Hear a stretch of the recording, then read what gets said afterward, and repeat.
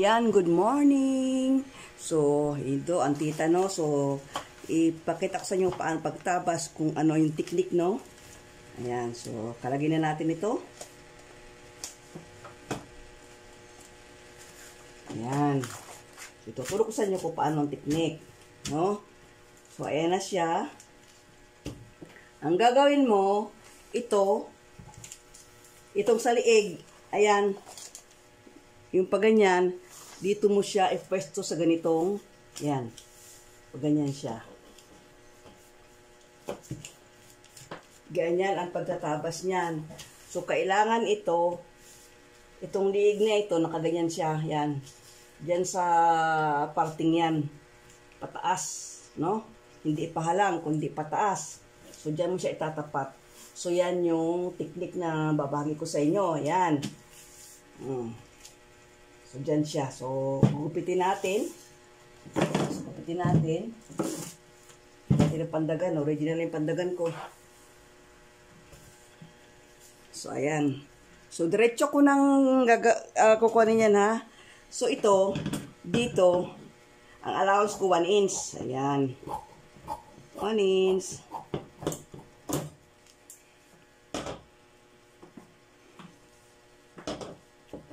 And din dito, 3/4. So, ayan. Ano yung tansyahin ko na lang.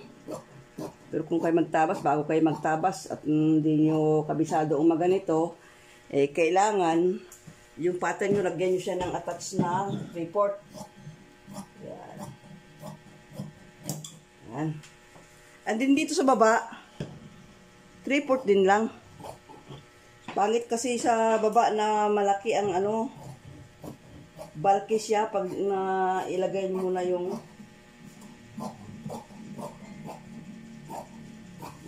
ayan, dito 1 inch, dito 1 inch,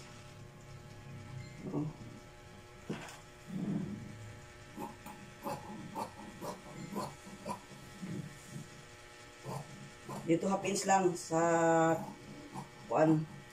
armhole. Ayan, ito lining ito. So, ito, ipipiting na customer before na siya tabasin ko. No? Before na tabasin ko, i-ano yan ang customer. Yan.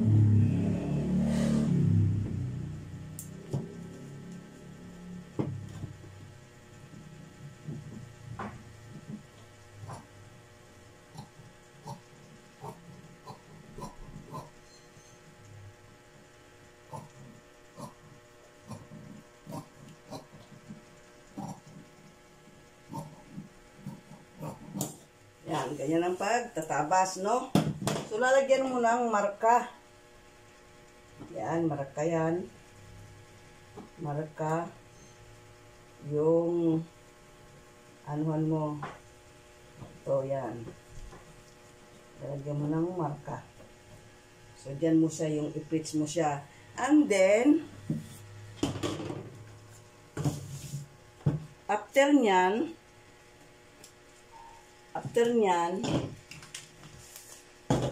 so ito na yung ano, no, tatabas ka ngayon ng pinaka-lining nito. So, kailangan ito, may lining ito. So, meron ako dito, yan. After nyan, tatabasin yung lining. So, dyan mo i-attach ito. Hindi mo yan mabubuo, wala yan kakapitan kung halimbawa wala kang ilalagay na ano. So, ayan siya. Ngayon. So, tatabas tayo ng lining noon. Kaya yan, may mga notches. Tin mo, may mga tanda-tanda siya dyan. So, diyan, mula dyan, ikorte mo yan. Yan. And then, gupitin.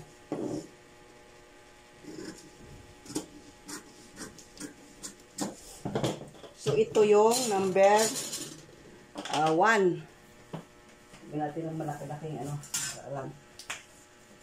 1, 2, 3. Ayan siya. And then, ito naman. So, gupitin natin yan dyan. Dahil nagpasok pa ulit tayo, di ba, ng 1 centimeter dyan. So, ayan.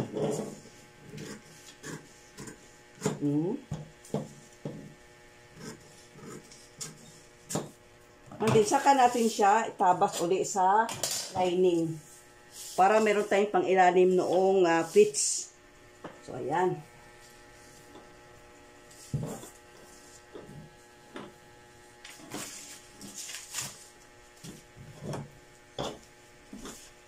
Kapag nagtabas kayo, ayan, dapat yung sukat nito, bawa, yan. Yan, baba na yan. So, ayan siya, tuwid. Ayan. So, dapat ayan siya. And then dito din, dapat tuwid din siya. Ayan.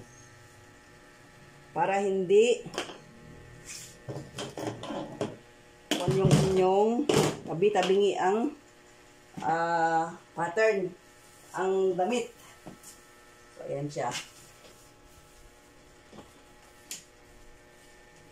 So, ang susukatin mo, yan, hanggang dito, yan, hanggang doon, para tuwid siya. And then, ito, ganun din. Ayan. So, ganyan ang pagtatabas, no? So, kailangan, ayan yung center, no? O, sukatin mo 13 1/4. Sukatin mo rin ito, 13 1/4 dito sa gilid. Para tuwid ang iyong pattern. So, ayan siya.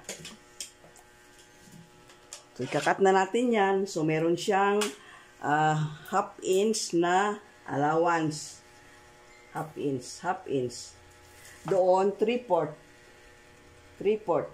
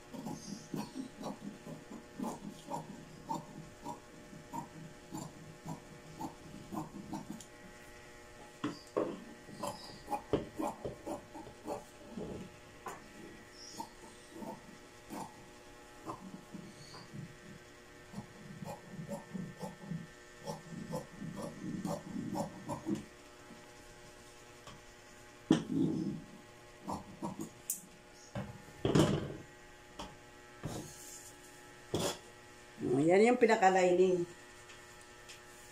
So, ito yung pinaka-lining niya. Dito na yung mas ibabaw. Yung ito-plates mo.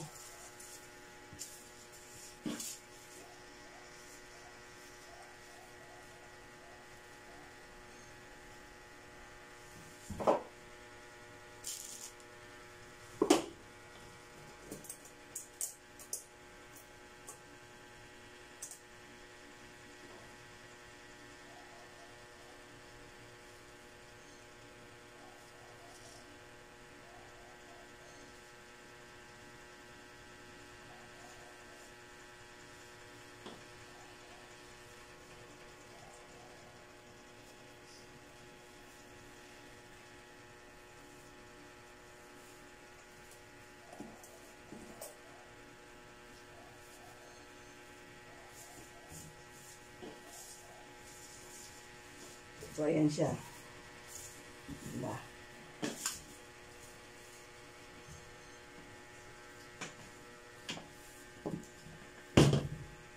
So, ayan. So, gugupit naman tayo ngayon ng back. Para hindi magbaliktad yung inyong pagtabas, kailangan pag mag-pattern kayo ng back, ganyan nyo para alam nyo hindi baliktad, no? Hindi dito sa kabila. Para hindi kayo mag-confuse. Gupitin na natin. Yan. Kailangan dito yan, pantayin dyan o sa baba. Sa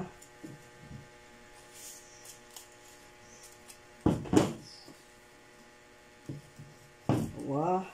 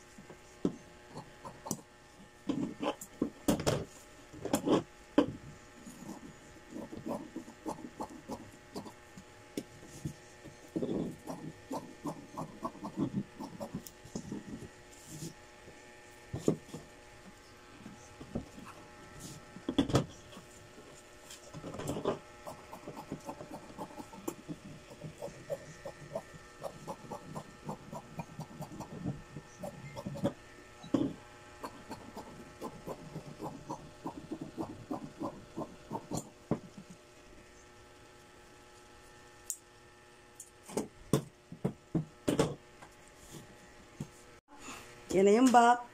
So, yan ay lining lang ha. Lining lang yan.